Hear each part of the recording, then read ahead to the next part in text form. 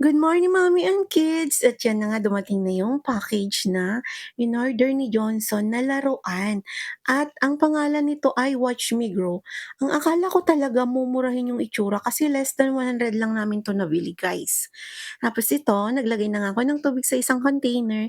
Pinuno ko lang siya at in-unbox na nga ni Johnson yung mga laruan niya na turtle at octopus. Tapos nilagay lang sa tubig. Iwa-watch natin siya mag-grow ng 3 to 5 days. Titignan niya natin yung packaging niya sa likod kung paano 'to gawin, kayo ng bahala guys. Tapos 'yan, nilagay na nga namin sa tubig yung kanyang mga laruan. At heto na nga, napakaganda tignan niyo, sobrang laki na, kasing laki na ng palad ko yung mga laruan niya. Kahit ako bumabalik sa pagkabata 'pag nakakakita ng ganitong mga laruan, mga sisi. At 'yan, kung ano pang hinihintay niyo, kung gusto niyong regaluhan yung mga anak niyo, bili na kayo ng ganito.